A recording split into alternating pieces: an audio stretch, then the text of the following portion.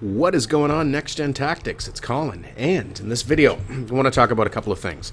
So I'm going to talk first about the patch, I'm going to talk about Battlefield Premium, and I'm also going to give my thoughts on this weapon, which is the L86A2. It's one of the new unlocks that's available with the Close Quarters expansion pack. Now, I think that DICE probably made a bit of a blunder in making these unlocks available to PC players as soon as they got Premium and the patch, and not actually the DLC. But that's okay. It kind of gives us the ability to play around and gives us something in order to keep us amused while we wait the extra week over the PS3 users for the Close Quarters DLC. And I do have a PS3, but I was busy with work this week, had a bunch going on, so I opted not to get it. On the PS3, I will pick it up tomorrow on PC. Now, this L86A2, other than probably my initial day one impressions of Battlefield 3, I have not posted any support gameplay where I'm using a kit-specific weapon, one of the LMGs, probably ever. I ranked up that kit with PDWs and shotguns so that I had all the gadgets, the mortars, the C4s, the claymores, etc. in case I ever needed them, but yeah, I never even completed one service star. I think I had a few kills with the default unlocks from day one, which would be the M27 IAR, as well as the RPK. And I got my 50 kills with the PKP, which is one of the Battlefield Premium challenges that you get, so you can earn a new dog tag. Woot woot. Anyway, first, let's talk about the patch, and I like it. I like it a lot. Suppression is now toned down to the point where the balance of probability of winning a gunfight has swung once again in favor of the person with the better shot, not necessarily somebody with piss-poor aim who shoots first. And that's a good thing. It still makes it, you work for those kills if you're suppressed, but it doesn't make it impossible. You can actually see I just started with this gun. I got my first 10 kills. I'm unlocking the holographic sight. I had started off this match with the M27 in order to finish the number of LMG kills required to unlock it. And that last kill kind of demonstrates something. I've heard a lot of complaining about this is overpowered and that's overpowered. I know that they buffed the F2000 when used with a foregrip. And they also put it out there as one of the incentives, one of the premium challenges is to get 50 kills with the F2000, which I did, and quite enjoyed it. I've always liked the F2000, especially in close quarters, and they've made it a little bit more viable in longer range. However, it's not like super overpowered. I don't think that any of the guns are super overpowered, and people tend to complain as soon as they start getting killed with things. So the M417 is overpowered. You know, the ACR is overpowered. You know, just how it goes. And whenever people start getting killed by something repeatedly, it's overpowered, obviously, rather than it just being a function of it's a shiny new thing that a bunch of players are playing with. So you're getting killed with it a lot. I still contend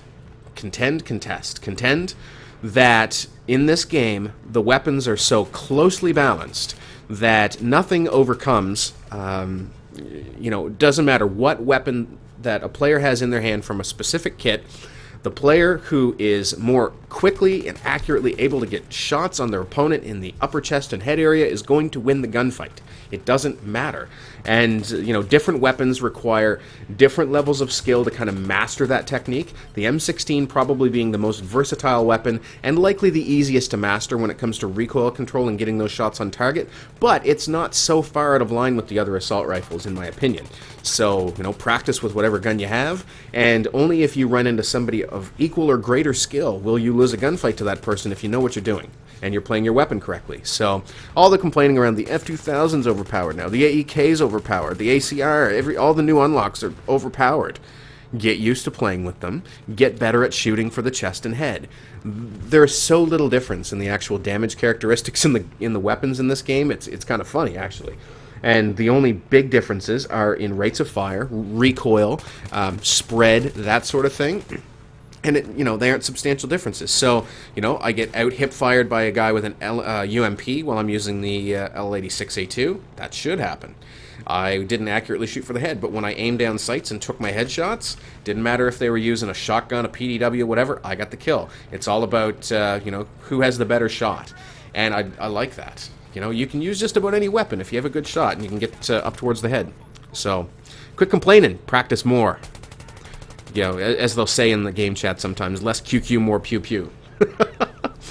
So, onto this weapon. Actually, no, let's talk about Battlefield Premium for a second as I work this weapon. It's kind of like rinse-repeat gameplay. It was a 48-player TDM. My team was either sitting back at the tracks. They had the left-hand side cover with snipers and support. Some of them were pushing the middle, so I kept running to the right to make sure that the enemy team couldn't swing around this way and flank my team, who were all sitting up on the tracks, and take us for, 10 or 15 kills before somebody knows what's going on. I just try and read the situation in TDM, and how I play the map it just depends on how the team's set up. In order to maximize my kills, minimize my deaths, hopefully get the win. And Canals is where I like to go to test out new shiny weapons, because it provides a bunch of different combat situations, and you only have to move, 25, 50 meters to get it. So if you want longer range engagements, you patrol the sides. If you want medium range combat, push up a little bit along the sides. If you want close quarters, rush the middle crates. And you can kind of see in a matter of a few minutes and a few engagements how a weapon's going to perform in different situations. Once I got this thing equipped with the laser sight, it wasn't bad in close quarters. Again, if I run into somebody with a PDW or a shotgun and they've got a good shot and I'm up against them with this, then I'm toast. But I can use it effectively if I catch them off guard. The hipfire wasn't bad without the laser sight. It's much better with it. And, this thing is not, it doesn't really shine against assault rifles in any situation. Although with the heavy barrel, it definitely is a lot more viable, and you're going to be able to contend in gunfights, against a player of equal or slightly lesser skill. So, it's good. I'm kind of enjoying it. A little bit sad that I didn't run more support before now, but not really. It's a game. I like playing medic, I like playing engineer, I like blowing stuff up. But I will be running a little bit more support, so if you want to see that gameplay, or if you want my thoughts on the new weapons, I'll probably put out a couple more videos this week looking at the 2 unlocks on engineer, the 2 unlocks on the medic kit. I don't have the recon unlocks done yet, but I'll get there eventually just for something to do. But, so when it comes to Battlefield Premium, a lot of people are like, is it worth it?